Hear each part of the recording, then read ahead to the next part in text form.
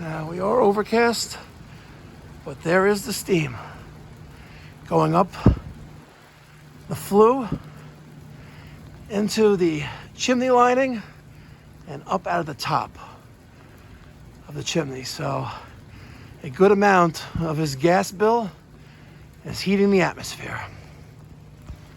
And the reason for the failure is steam radiated air valves hissing continuously. The replacement of lost water in a steam system will cut a hole above the water line of your boiler.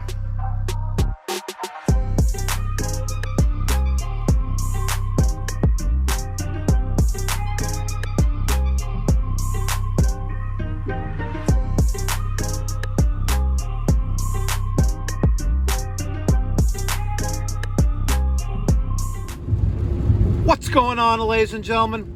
Thank you so much for tuning in. It's me, Mikey Pipes. Monday, December 9th, 2024. A little after 12 o'clock here in the great state of New York. 52 degrees, overcast, and slightly raining. We're on our way to our next service call. We have a new residential client. Found us on YouTube. Says, I got the same boiler. I got no heat. I got the same boiler you got on YouTube. And I was like, all right. Gave him our rates. Said, we'll see you later. He's located in Valley Stream. Let's see if we can get him up and running. Here we go. All right, so I just pulled up to my next service call. I got my business card ready. I got my sticker ready. I got my red carpet, and I'm gonna start my time in House Call Pro. Someone's home. Christian? What's up, buddy? How are you, sir? I'm Mike. Yes, sir. Here's my card.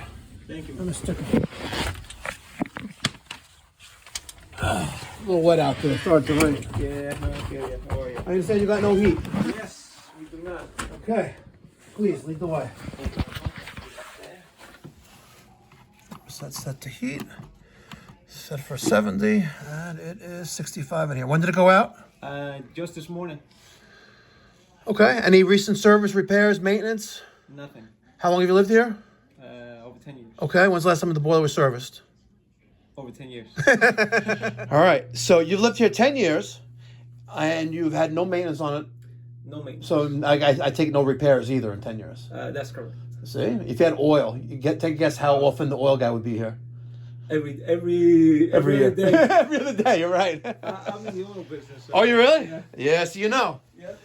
All right, so you have a Burnham steam boiler, and I had joking around, said you have 20 radiators in this house. And I know you don't because you have a smaller house, but no disrespect to your house. But you have a tremendously big boiler. This is a 175,000 BTU boiler, where if you had, and by the way, this is not right anyway, but if you had, you have to do the math, let's say 20 plus radiators, and they're fairly large, this is the type size of boiler that you need. Oh, okay. So there will come, remember this, there will come a time when you're going to have to replace this. Right. Hopefully it's no time soon. Make sure the proper one is installed, because you can get, I wouldn't say you can get away with, but a properly sized boiler for this home will save you money and extend the life expectancy of this boiler. Oh, okay. Well, you know what? I'm lying. Now that you remember, there was a repair. There was a repair. A buddy of mine was not a buddy. This guy I knew. He's a plumber, and the automatic water thingy. Automatic water feed. Yeah, that thing. That thing died. The sensor stopped working. I replaced the sensor, and that was. It didn't flood your house. It just. Thank God, no. You know, they like to flood houses. Oh, really? Yeah. Have you checked for? Have you done anything? As far as what? When you had no heat, or you just picked up the phone and called me? I just picked up and called you. Okay. Basically, so what happened was that a couple of days ago, everything was working fine, but there was this weird noise coming from it. It was kind of like if steam was coming out, like. Oh yeah. You didn't hear it all the time, but at some point it would go away. But then again, you know, when the heat was on, you would hear it. See seemed like to be coming from back here. Yeah. But again, it went away, and then just this morning I said, you know what, the house is noticeably cold this morning, and before I was going to work, I said, oh shit, it's not even on. So see if it works. But I said, you know what, maybe that's an indication with that noise going on. I said, you know what, let me call the pros. And like I said, I see, I was doing my research on. Nowadays it's everything. Everything's on YouTube, on Google. Exactly. And I saw you. I saw one of my videos. Yeah, and I said, oh man, this is pretty cool. Yeah. I wish this guy was around here. So And I am. Look at that. Cute. All right, Said, so oh my God. right now you do not I have don't know if I should also have an autograph. Yeah, don't worry, I got you. That's why I gave you a sticker. So right now, you do not have a pilot. Right. Now you have the type of ignition system that requires a standing pilot, similar to your water heater. Yeah. Your water heater has a flame that's constantly on. Even newer ones. Any type of usually tank that has a metal pipe going out to your chimney has a pilot. I haven't seen any that are electronic ignition, because the other ones that use power vented or a motor to get rid of the exhaust, they have PVC piping and they go outside, but they don't have pilots because whatever. But you have a standing pilot ignition system, so there's a pilot that's always on, and if you don't have a pilot, you're not going to have any heat. Yeah, exactly. So hopefully, God willing, I'll grab my tools from the tool truck. I'll grab my tools from the truck. Hopefully, we can relight the pilot. Unfortunately, I don't think we will be able to, because the thermocouple or the pilot flame sensor that's right here, which sits in the pilot. This is that piece. It sits in the pilot flame. It looks like the original one that came with the boiler. The boiler's from 2007, and they only last about 7 to 10 years. So chances are the thermocouple is no good. We'll test the thermocouple with to read voltage, and we'll see how that process works. Sure. And if it doesn't work, if the voltage is low, we need a new thermocouple. Put that in. It should be good. Okay. Worst case scenario, this box, which is called the gas control valve, takes that signal from the pilot and gives pilot flame constant, and then it opens when it's told to open and gives you heat. Worst case scenario, that's bad, but it's rare. But you normally see that at the beginning of the heating season. Gotcha. We go through a lot of gas valves then, but not after it's been running for a while. So I'll get tools from the truck and we'll see. But I do see some debris back there. Yes. Which is a little bit of concern for me. It looks like there's rust and stuff like that. Oh, okay. So to calm your fears of, you heard steam, or what you thought was steam, what we will do, since I'm sitting on this bucket, we're going to fill this boiler up with water. Right. And if we see water dripping out of it, then we know that your boiler's compromised and you need to plan and budget for replacement. Because if it leaks water, when I fill it with water, that means you have a hole in it, and that means steam is going up your chimney, heating the atmosphere, not heating your home. And eventually it'll get more expensive, where you won't be able to run the boiler without it, all the steam going up the chimney. All right, so we are slowly.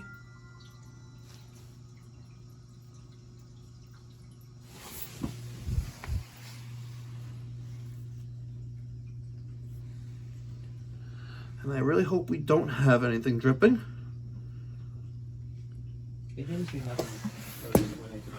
We are 3/4 full on this sight glass. And even if it leaks, doesn't mean that we can't get this up and running today. But you'll just need to, take action as soon as possible. Because yeah, the year's almost over though. Yeah, that's good. You look at the tax benefits if you do it this year though, instead of next year though. But since you mentioned about the boiler, because this boiler, again, it hasn't really given me any problems. Yeah, but how often do you hear this? You actually don't hear it that well here. Why don't we hear it that much? Okay. You said it hasn't been giving you problems? Okay. But do you have any idea how often it's feeding water? It's. Sometimes you can hear it. I mean, I can't. I mean, I really don't count them, but. Is it like once a blue moon, like once a month? No. Or no, it's like at least once a day. Really? Yeah. Okay. So we need to address that before the boiler is irreparably damaged. Okay. So let's talk about steam. Almost there. And we'll drain some. I know there was Okay, so let's talk about steam, right? You have a pot of water on your stove that boils water. The flame boils the water, and the pipe that sits on top of this pot of water takes the steam and puts it into the radiators. As it's technically an open system. So the pipe is open to the atmosphere because you have those little silver things on each radiator. Mm-hmm. But when the steam is on and the steam hits the radiator air valve, the radiator air valve will close, preventing the steam from going out of it. If they're hissing continuously, any of them, you're losing water, which is steam, which this has to replenish. You also have the possibility, see there's this pipe that travels around the bottom? Yes. If sometimes they go underground, and they're called wet returns, and if it is, I just turned off the water, and hopefully we don't see anything yet, and if it's leaking water, the boiler needs to make it up. And adding constant fresh oxygenated water, which is what water is, right? Is oxygen and water, will eat a hole above the water line in the boiler. And I filled it up as much as I could, and it's kind of to the top, and I don't see anything dripping. Right. So Usually boilers, well, usually boilers can last a lifetime. yeah, but again, if they're not maintained, If they're not maintained, and you inadvertently not knowing that you're not supposed to be adding water to it. Let's say you didn't have an automatic feeder, Yeah, right. and you were adding water twice a day. Where's all the water going? Use logic, you know. You got to think, where's all the water? Yeah. But if you always did it that way, you may not ever know the difference. Exactly, that's how Right? it's always But been. once a month is how often this thing should be getting water. Really? Yeah, really. Oh, wow. So if they're hissing, you need to change them, and you as soon as possible, Okay. because if you keep losing water, you will cut a hole in the boiler. And I filled up the boiler to the top of this and then some. I don't see anything dripping. So I'm going to get the tools in the truck. You have a sink down here in the basement? Yes. Good. So I can dump some of this water out of here. Hopefully we'll relight the pilot. We'll be good to go. All right. Just got the testo, the tools, and we got some water. And it's not actually dripping in the combustion chamber, which I guess is a good thing. But it is. There's the flakes of it. There's the flakes of the cast iron falling apart, and here's the water, and it's coming down. Up there it is, right there, coming down the boiler, the outside jacket of the boiler. So let's see where the drain is. Right there. Let's take this bucket. Let's start draining, and we're going to work on getting this pilot relit for him and settle at a normal water level. And we can dump it into the pit. Easier. He's got a nice pit here. Beautiful. Let's move this before it gets wet, and that's going to sound the alarm. It'll probably kill our eardrums. All right, let's see if we can basic relighting. Every homeowner should know how to relight a pilot. Yeah, no. And I've done it before. let's see. We should be able to beat the clock. Turn out the pilot. Plunger goes down. If it can't go down, that means you're not on pilot. We're going to put that down. We're going to hold this down, and we're going to relight that.